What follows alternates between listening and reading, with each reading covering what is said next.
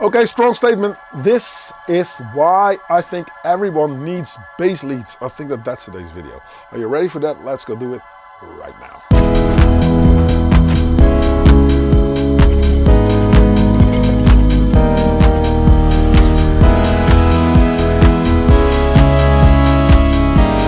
What's up, I'm Animal Kitchen and thank you for checking out yet another video. If this is your first time here, don't hesitate to click subscribe and hit that notification bell. Whenever I upload a new video, you'll be kept in the loop and you'll not miss out on anything. Stick around till the end of this video. I'll tell you all about the Amsterdam dance event. I will tell you all about Discord and Patreon, our community. I'll tell you all about my new workflow. I'll tell you all about all that good, yummy stuff. So thanks for watching. Stick it out till the end of this video. On today's topic, bass leads. What's the difference between a bass line and a bass lead? In my honest opinion, I think there is a difference.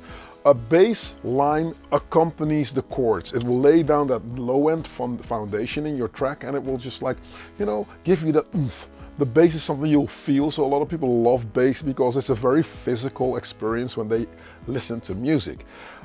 If a lead line of some sorts does something in the music, it's almost acting as a hook, something that you can latch onto, something that's recognizable. So bass hooks are twofold, in my opinion. They are now something that can be on their own in the music. I like to look at my music making from a point of simplicity. And why is that? Because I always used to overcomplicate my music. I always used to overproduce and think that, mainly due to insecurity reasons obviously, I needed to play more because the more I play, the better the track was going to be. Not realizing I was just overfilling it with too much musical information, and the end user, mainly you on the dance floor, got confused. There were so many things to just latch onto. And then it becomes art. That's also cool. Art means there's no debate, it's art, that's what I intended it to be, so you can either like it or you don't. But in the end of the day, we're all ambitious people, right? We want a lot of people to dance to our tracks. So in that sense, now all of a sudden different rules apply. Different rules as in, can you keep it simple? Because most often the tracks that work the best on the dance floor are simple tracks with not too much information. So things need to multitask. And there you go. Here comes the bass lead, the bass line that can act as a lead. And I do think that you need it in terms to really get there. Twofold. For one, if you're not the best synth player in the world, as I am, you can then get away with something that is occupying a wide space in your music. It's cool, it can be on its own. It's that one band member that everybody goes like, oh my God, it's the best. You know what I mean? You don't have to add stuff to it. You are also working in a hierarchy, so you chose one thing to focus yourself on and the rest accompanies that thing. That's also a very important thing in your music if you want to finish tracks and want to have them sound convincing. Now, a bass line is very low because it encompasses what is happening with the key, but if you pitch it up slightly higher, it comes that, is it a bass line, yes or no? Now, when you play with synths that are designed to do bass, you have to work it a little bit differently. Talking about the mini tower, that only plays 3 octaves. Now, that doesn't need to be something that could hold you back really, It can also be a power, because knowing you're not playing the highest notes is now forcing you to think a little bit more creatively on why you want to place the notes, how you want to program them, what you want to play, and how you're going to use your oscillators, right? Because there's 2 on there, and sometimes I like to just tweak one all the way up because it goes over to 3 octaves, as I said. So that's, you got C2, C3, and C4 maybe, as an example. And then, yeah, at some point it's just done. It doesn't play any higher notes. So you have to think on how do I place them. So note placement in terms of the one line and something else, that's amazing if that can happen. Another thing is that you're going to multitask with your sounds. I've got a Subsequent 37, I've got a Mini Log XD, and I've got the Mini Tower sitting there. Those are my 3 synths, that's what I'm doing it with. Well, I'm cheating a little bit as I am playing samples of my 1010 Blackbox, but that is just a theme that is there for me to just keep my head, my ADHD head, in the same spot, you know what I mean? So that I don't want to jump all over the place, go all, overproducing again. So I've got this one chord scheme that I've thought of ahead of time and I'm sticking to that theme. And once I've got my confidence, when I get my bearing, I'm just going, okay, let's do that, let's do that, let's do that, let's do that. Let's just jump in and then I'll just add stuff to it. And then the first thing, if I got a chord scheme of some sort, a chord structure, is the bass line. Now this is where I either lay down the root notes if I'm playing bass, or I am coming up with a bass lead line. So I'm going to add notes to the bass line so that it hops about a little bit more, it becomes more of a soloist. So think jazz, think a bass solo, think of something that somebody plays that's not too complicated because it's something you can almost sing along to, or something that will just, you know, tickle your brain and it'll stay there. I think it's a very important thing to use in your music. Try it out, see if it works for you. Now, without further ado, I'm going to take you to the live set, explain a little bit on what is happening. I'd like to take this time to also tell you, if you got more questions than answers, do go to patreon.com/analogkitchen, where you can ask me a lot of stuff. The video chats are amazing every Friday night. I will tell you that after the video on how that works. And I'd also like to say thank you to Gerrit over at the Retro Kids, because he's been helping me out this whole week with things that I ran into with the RK008, and now in tandem the RK006. I've got the 6 connected to the 8, which means it's a MIDI hub.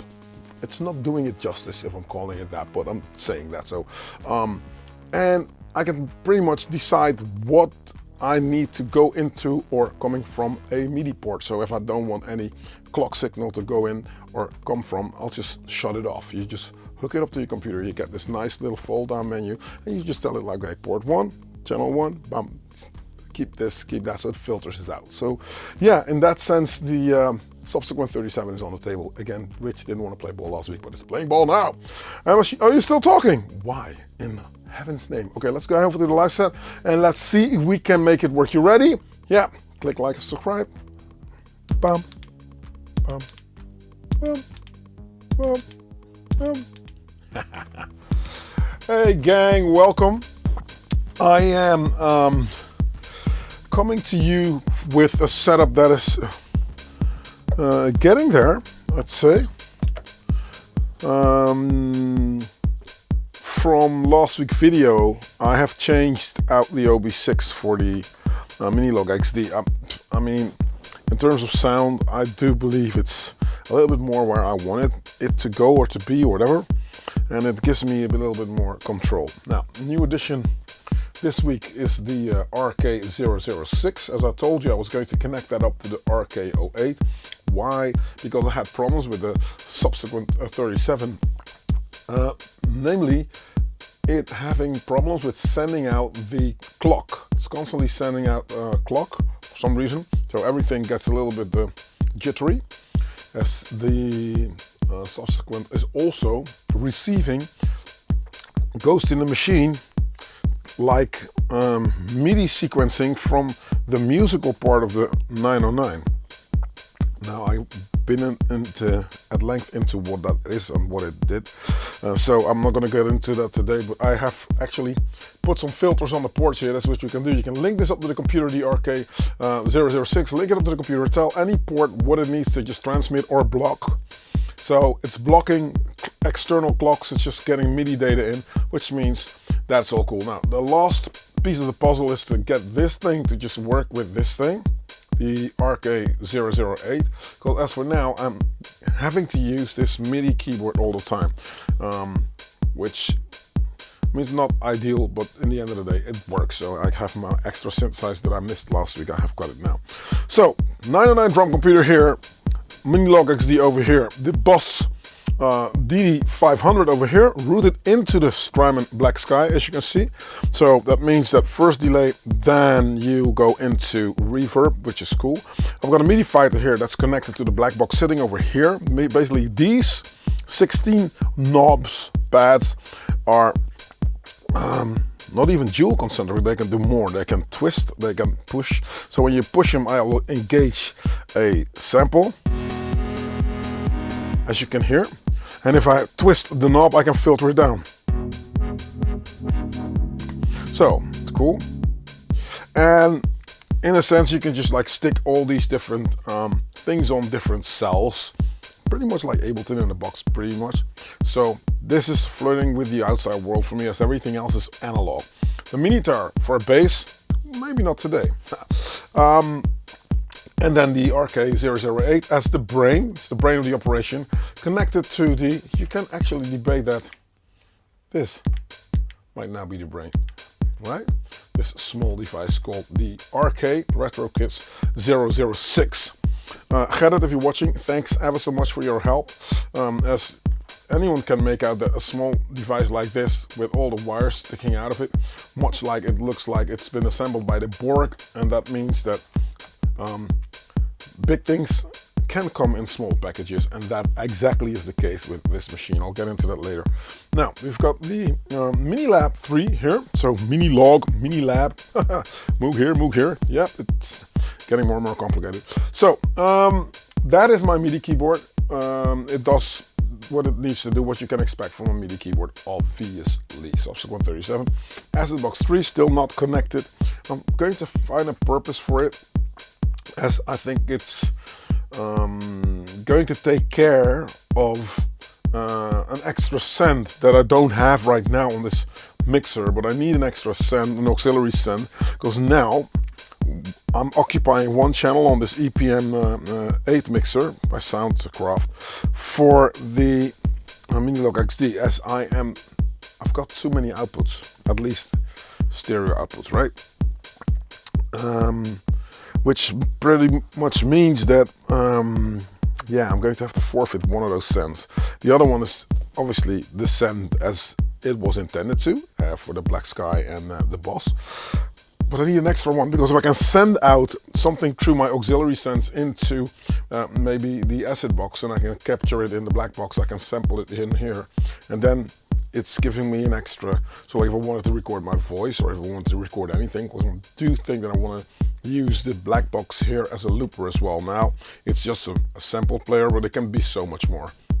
This machine can do so many different things. Once you decide what you want in it, you can see it can actually record a sample, but that sample can be whatever it needs to be. And then if you stick it on a pad, say let's go in and let's just go and find something. So I'll go back. Yeah, let's go out of there. So if I'm going to say I'm going to load a sample, let's go in. I'm just going to go and find something stupid, right? So here, okay, a baby, for instance. So say I'm going to load the baby in. I can now choose what it needs to be. It can be a granular synth sample. It could be sliced up. It can be a clip, which means that it's going to constantly loop, and then I have mapped that away for this to just start and stop the loops and filter it or whatever, or just a one-shot sample, which it is now, right? So if it's on the pad. So a lot of people were asking, like, hey, you're using it as a drum. This is how I did it. I basically used a sample as a one-shot, because now obviously it's a baby, but it can be going out. It can be, if it's going to maybe samples here, load. So if we go into, I don't know what I'm doing. So say I've got my one-shots here, loops. If you got like one-shots, load, and you got your drums, one-shots. Okay, they say we got a kick. Yeah. So it's basically loaded in, and now I can. Now it's already in a sample slot as a clip. But if I'm using it as a sample, I can now go out, and since I've got my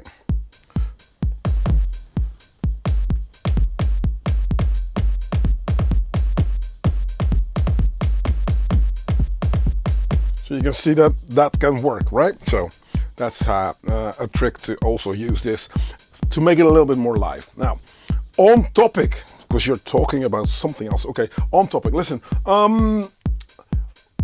it's all to do with simplicity when you want to do gigs. I mean, this looks like a big setup. It is not, however, because I've got the drums obviously in a big machine. This could be a smaller machine, but I've got a 909. I want to flaunt it. I'm bringing the 909, right? So pretty much the setup is you got your drums coming from a 909. Then you would like some sort of a sample to go over the top.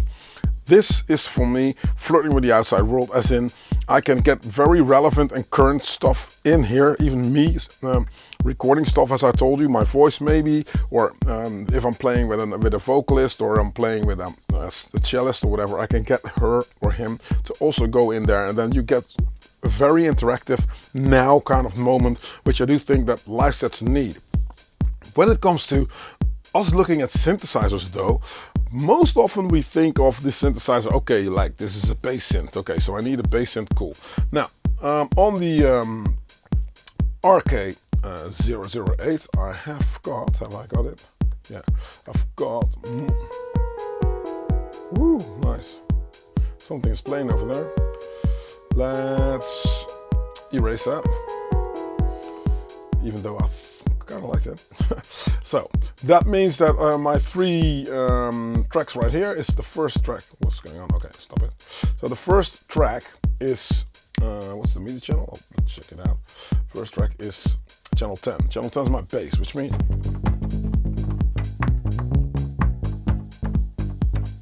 now it's the way to play certain things. What if I was to play my, say, thingy that I've got right here, this.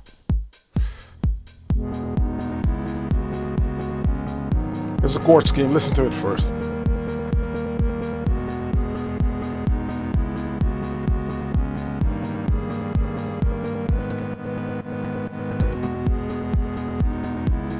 Yeah, we started. Just want to make sure that everything runs in time. I'm gonna filter it down. Usually, if you was to look at a bass note, you'd probably play.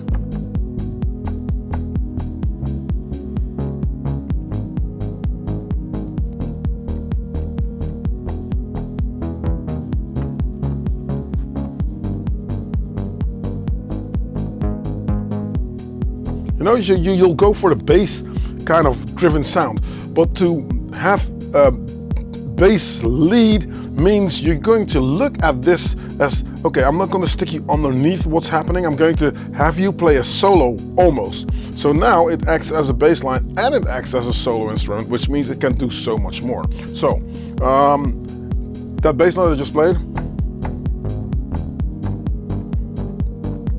so you can go like,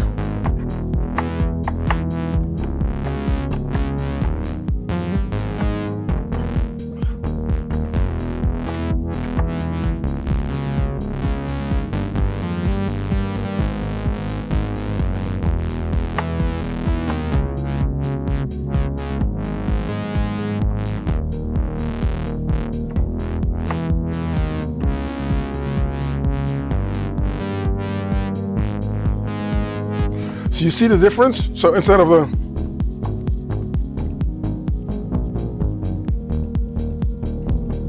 you just turn your band members into soloists, which means it gives a lot more adrenaline for one, it gives a lot more emotion off, and I love the fact that now my chord scheme is just sitting where it sits, and it just does what it does. Let's record this thing, let's see.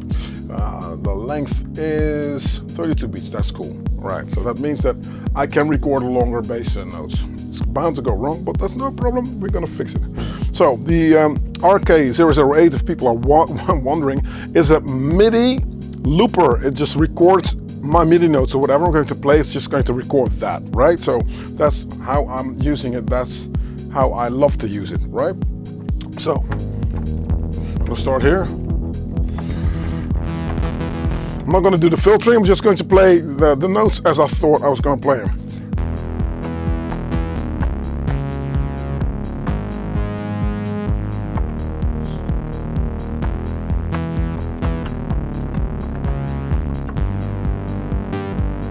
Let's do it again. Okay, wait a minute. So if you record stuff, and while it's in record mode, you hit stop or abort one time, it's going to just take all the notes away and you can replay that. But if you do it twice, it's going to stop it, obviously. So, there you go. We're going. Let's put it in rec mode directly. Open this up a little bit. 1, 2. Yep. So, play my bass lead like so.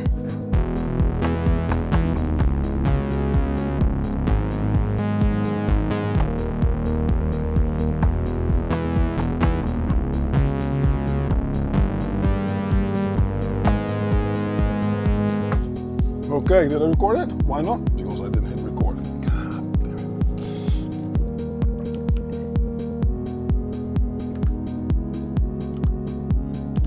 There you go. That's what I would like to see.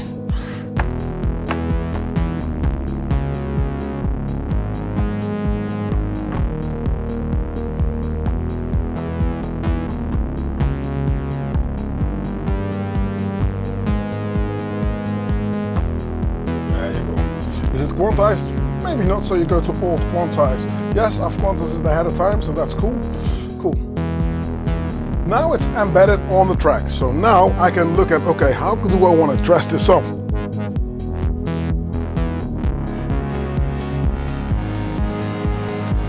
Yeah. Make sure that the drums are hitting me where they need to hit. Cool.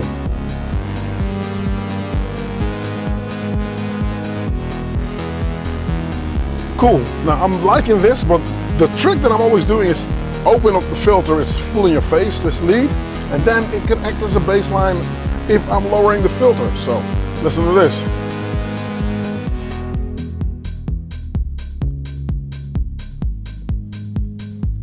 But this on its own could easily be the track, right? I mean, so it is a bass line, but at the same time it is also a hook line, and this is a very important part. So I'm adding more notes to what is basically the bass notes. So if you know how your bass lines migrate underneath chords that you've played, then obviously this might be a cool thing to do. Like, let's add some more notes. Do.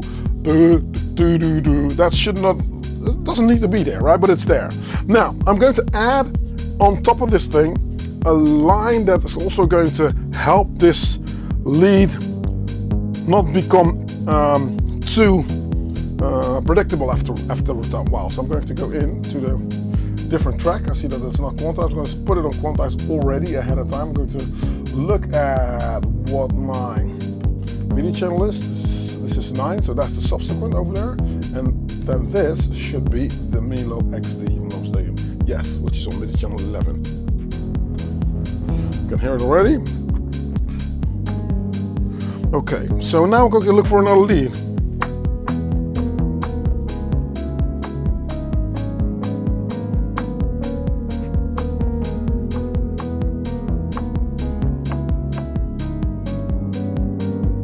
Maybe, I'm not sure.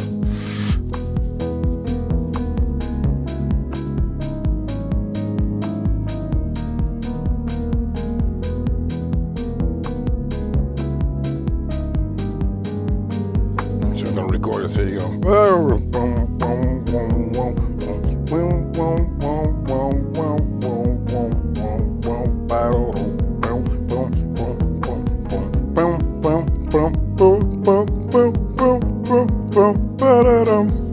Nice, cool. So now we got our extra theme that's also hiding in the background, but it's also a bad boy, you know?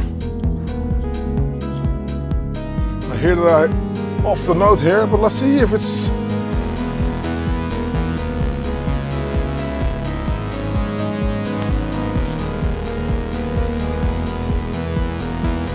Okay, drum roll.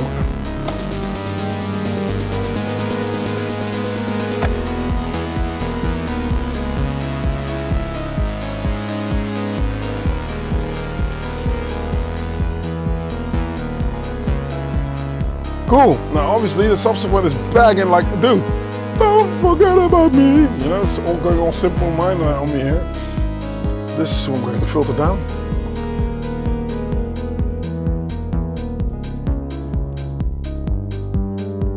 It's bugging me, man. That one note is bugging me. I'm going to leave it there. You know, but usually I will replay it, but just for the sake of where I need to space things out. Mind you, this low end goes from almost, say, about 40, 50 hertz up to, what is it, 400, 500, and then I want to have a crossover. So again, another synthesizer, I was always going to call it a bass synthesizer, which it's not clearly, but another synthesizer that can do bass. Obviously it's a subsequent 32nd. Now, let's see if we can add another thing there. For instance, a clap or something. There you go. Okay, what we got? Woo! What a fromage type sound is this?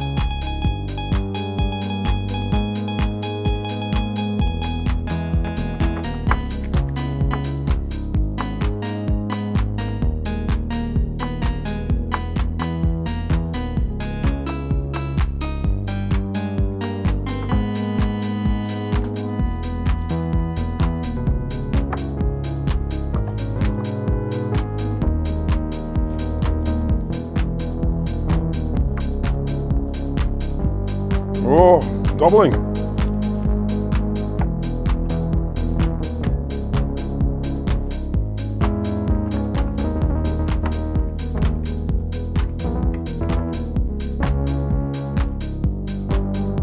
Okay, I'm thinking counter rhythm, yeah? So I don't know what it is exactly what I want to do, but I think counter rhythm. So opening up this filter. Okay, they will open up but not in the same sort of like realm. So I can place them next to each other.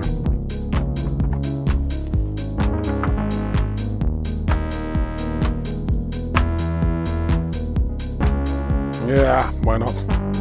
So, cool. We're gonna play this like.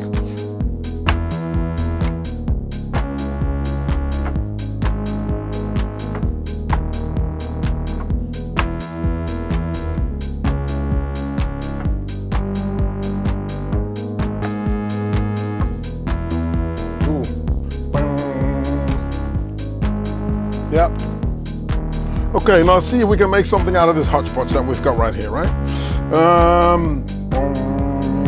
Okay, cool. Open this up.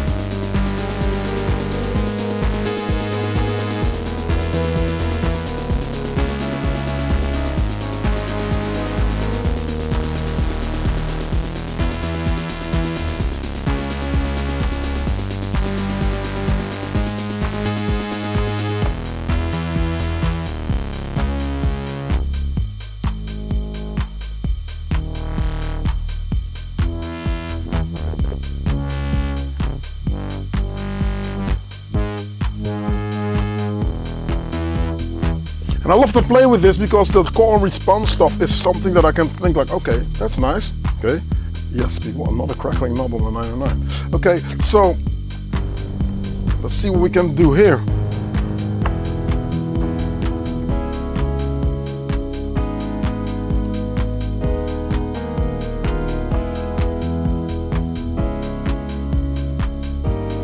Nice.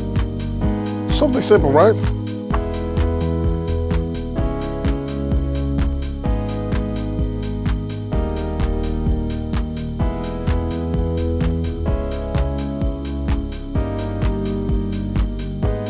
Nice.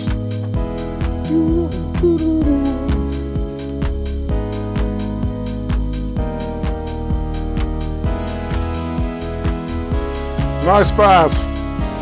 Okay, opening up my Minotaur.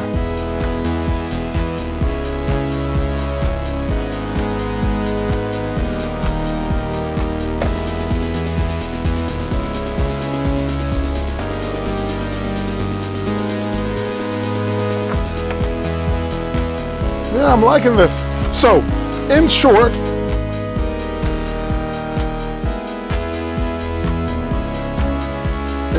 let's see what happens if I take this lead out here.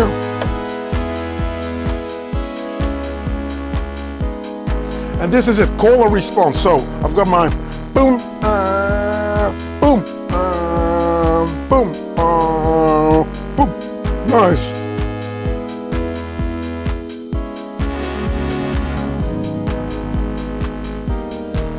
And everything built around this chord line that I've got right here, right? So, which is this.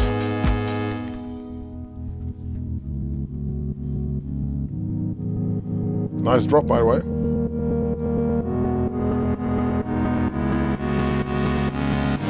Taking out synth, playing.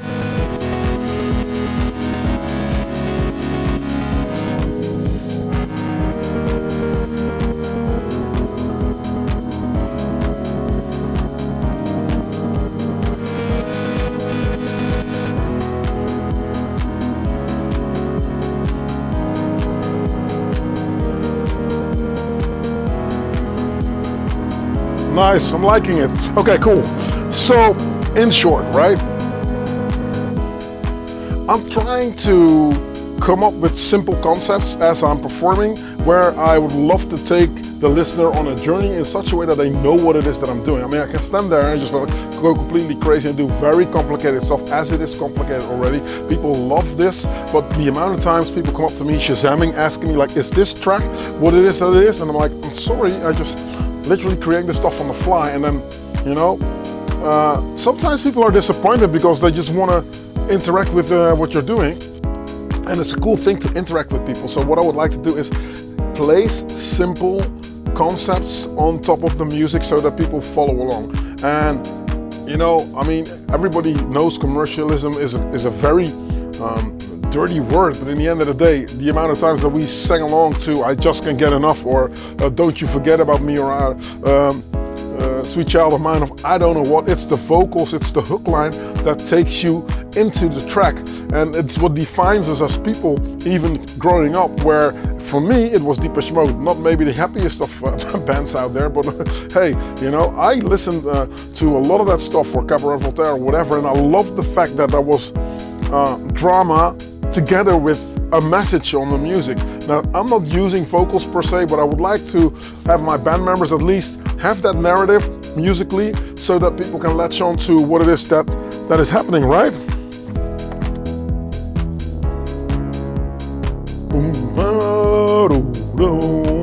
Yeah, and that's why I do think you always need some sort of a bass lead. And why the bass? Because the bass is such a round sound, as in it's got so many overtones, it's got everything, so it can lay the foundation for your tune.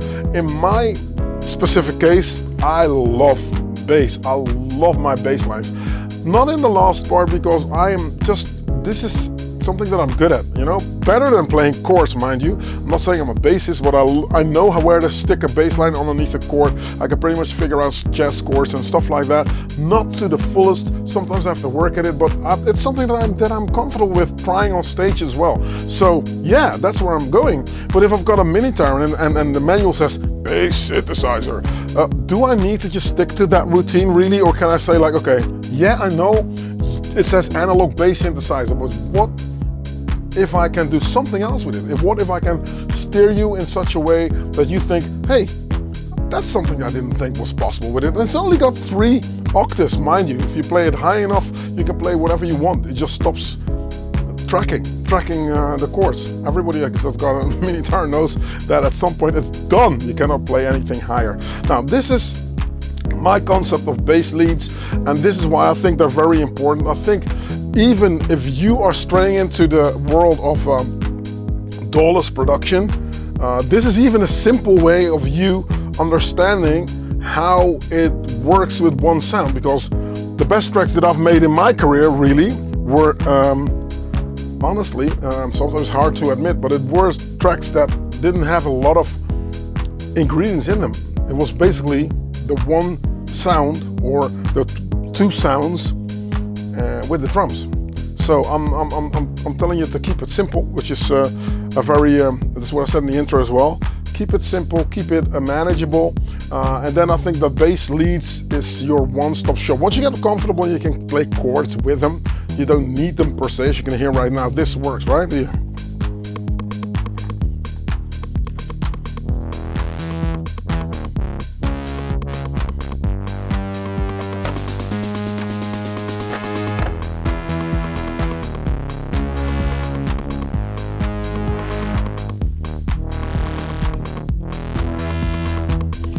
Don't tell me that if you hear this stuff on the dance floor, you go, what the hell is that? You will at least want to go check out what that stuff is all about, right? So, okay, this is my concept on bass leads.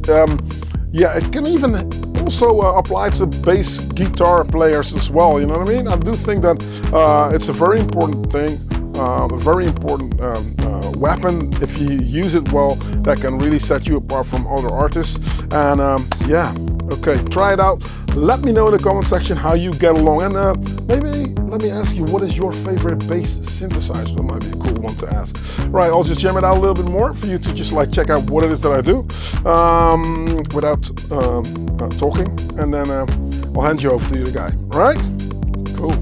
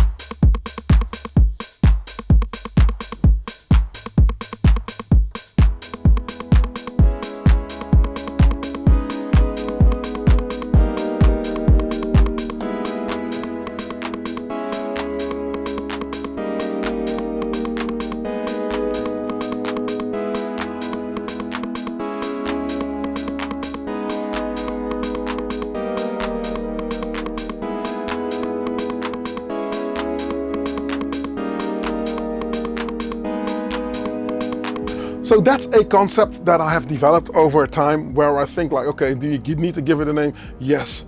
It might be clickbaity, but I don't intend it to be clickbaity. I do think a bass lead is a very important thing that you would need in your music, because we get insecure as it is. And if you're not like clued on, a schooled, scholared musician, then it's going to be hard figuring out what works and what doesn't work. So it's cool to have a ballpark of what you can do, how you can approach it. Now that's how I do it. Let me know in the comment section if that's something that tickles your fancy and if it works for you. And if it does, don't hesitate to click subscribe. And if you really get into it, you really like the vibe, you want to just like jump on board with the community that we have, you might even consider signing up on the channel as channel memberships, or you can also sign up at patreon.com/analogkitchen, which is bridged to Patreon, and that's where we've got this community really growing. There's a lot of people in there. Everybody's doing the same stuff as I am, talking about synths, working synthesizers, connecting new stuff, trying stuff out, gas, what to buy, what not to buy. Throw your demos in there. There's so much stuff that is happening, and it's cool to find like-minded people, peers that you can talk nerdy shit with, you know what I mean? That's pretty much how it is. So patreon.com/analogkitchen, and then you'll find your way into Discord, as Patreon has bridged that into Discord, and that's where the magic happens. If you are that lucky that you're watching this video premiere right now, you're there, this is the first time you're ever seeing this, or even it's the first time you're even seeing me, welcome. Thank you for watching. After this video, we do Discord video chats where we sit and talk and discuss, and you know that. So that's something that you'd like. I just told you where to go. Thank you for watching. If you made it this far into the video, you sir or ma'am, out of the 0.2% female customers that are watching this channel. So if you're that one lucky lady watching, or all the guys, thank you for watching. You are a superstar, absolutely. And if not anything else, I'll occupying this same space next week, another show, another broadcast. Thank you for watching. I'm Analog Kitchen, and I'll catch you next time. Peace.